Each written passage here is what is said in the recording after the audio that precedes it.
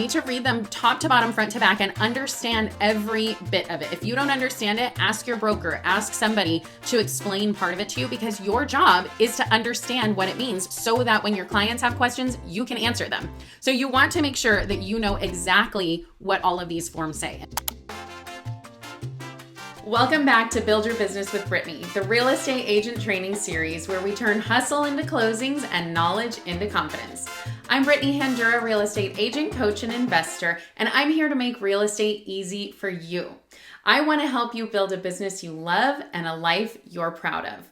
Let's dive in and level up your real estate game starting now. Now, let's talk about our contract power plays. Let's do a deep dive into each one of the contracts and what they are so that you get kind of an idea of how to use, what you use, and when, and all that. All right, so your RPA, this is your residential purchase agreement. This is your Bible. Study it like your license depends on it, because it does. So you want to make sure that you know all the ins and outs of your RPA, what it says, what it means, what all of these things are. This is really the same for all of these forms. You need to read them top to bottom, front to back, and understand every bit of it. If you don't understand it, ask your broker, ask somebody to explain part of it to you, because your job is to understand what it means so that when your clients have questions, you can answer them. So you want to make sure that you know exactly what all of these forms say. And the RPA is probably the longest one, so you need to make sure that you know it. Number 2 is the SCO and BCO. This is the seller counteroffer and the buyer counteroffer. These are where the negotiations and the corrections happen. So this is really where you want to make sure that you're nailing everything down. You're correcting everything. If they say, put in the wrong name for a buyer or a seller, or your name, or they've left out part of your brokerage number, anything like that, this is where you're going to do the correcting. You can correct any of the terms, you can correct anything. And this is really where the negotiations happen. If you say, we're agreeing to everything, but we want your purchase price to be $10,000 higher, this is where you put it in the SCO, in the counter offers. Next up, we have the RR and RRRR, which is the request for repair and response to request for repair. This is used when asking for minor changes and the seller's response. So this could be for major changes, but typically what we're saying is what you want to be asking for in these RRs is that you really only want to be asking for things that are going to be a deal breaker. So, that's not necessarily true, but you want to ask, you don't want to say, hey, that carpet is ugly, so I want them to fix that. That's not at the time of the RR. You want to ask for that at the time of the initial offer. You want to say, hey, we're going to offer this price, but we want you to take care of that carpet. The RR is really for things that come up in the inspections that your buyer didn't know about. So a lot of times it's health and safety things, and that's what I tell sellers and buyers, that we want to make sure to take care of some of the major health and safety issues. But other than that, we're not trying to provide a brand new home for this buyer. So you're not asking for, all kinds of stuff to be done. Next up is your AVID, the Agent Visual Inspection Disclosure. So the buyer and listing agents fill this out, letting the buyer know what they can sense, see, smell, hear, and feel. Hopefully you're not tasting, but you can, I guess, if you're like tasting something in the air, that's gross, maybe.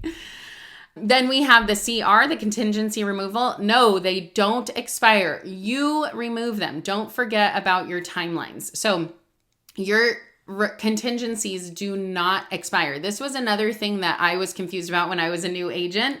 I said, okay, well, we have a contingency timeline of 10 days. 10 days has passed, so I guess that contingency is done. No, you have to proactively remove all of your contingencies. And then finally, we have the VP, verification of property. This is the trust but verify before the keys are handed over. So you want to make sure that if they've said that it's done, we're verifying that it's been done. Or if they're saying everything looks good, we're verifying that. So this is the time that you are able to go into the property and really check to make sure it's exactly what your client is asking for. Next up, we want to talk about your team, your allied resources. So even agents who don't have a team, they're solo agents, you have a team of people that you're working with. So I want you to embrace your team and act as if this is your team. These are the people who are going to be supporting you throughout the transaction. So let's talk about that. Let's meet your team. Before we continue, I want to remind you that if you're looking for even more real estate resources like an open house roadmap or a social media content calendar, then click the freebie link below because I have all kinds of resources to make real estate easy for you. Don't forget to like and subscribe. And now let's jump back in. Number one, the lender. You want to talk to your lender and make sure that they are a great asset to you. So you want to ask what their average clear to close time is. You need fast, not fancy. So if they're saying their average clear to close time is about 21 days, that's pretty good. And you want to hear stories or things that they're telling you that are telling you that they can do it faster. If they're saying their average clear to close time is 30 days, that's kind of a long time. So you want to say, well, why is that? Maybe it's because they have a process where it takes them a little bit longer. Maybe the main people that they work with are people who are have much more complicated finances. You know, like you never know what it is. So you want to ask, what is it? And generally you want it to be faster.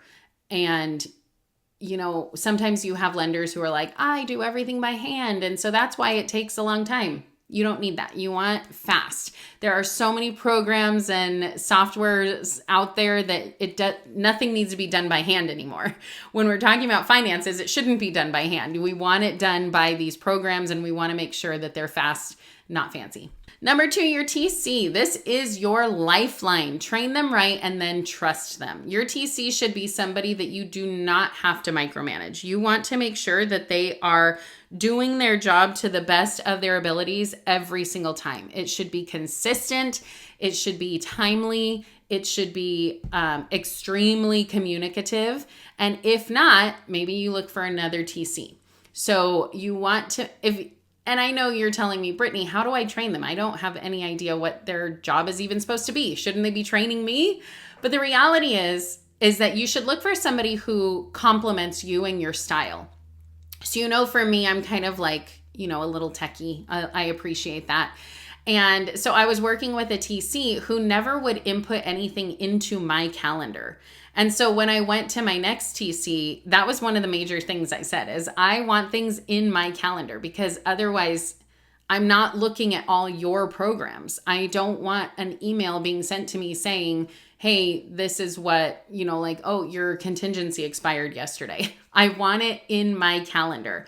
So that's the kind of thing that like, you just need to find the right TC because you need to trust them implicitly. You want to trust that they're taking care of everything. And then finally, escrow and title. The good ones call problems early. The bad ones call you at 4:59 p.m. So this is so true. When there are any problems, escrow and title are the ones who are dealing with it, and they're going to be letting you know. And so you want to make sure that you're getting that information in a timely manner, not at 4:59 where they say, oh, by the way, this is happening and we're going on vacation for the next 3 days. You want to make sure you know what's going on and when. And if they don't let you know early, that's a sign. Now, the thing with escrow and title is that you're going to be working with different people. Even if you have your preferred escrow title, when you work with a buyer, generally the listing agent chooses who that is. And so you're going to work with a lot of different people. And that's a really good opportunity. Number one, for them to be getting your business, but for you to also be kind of shopping around. So if you're saying like, oh, I like my title officer or my escrow people, but I don't know, are they doing the best? This is your gauge to be able to say, oh, they're much better than these people. And I have done that. And I have seen there are a lot of people out there who are going to call you at 5:59 and say, this is the problem that we have. I cannot stand that. I am like, communicate clear, communicate early, even the bad stuff, especially the bad stuff. Tell me early. So make sure that you're working with somebody who you work very well with.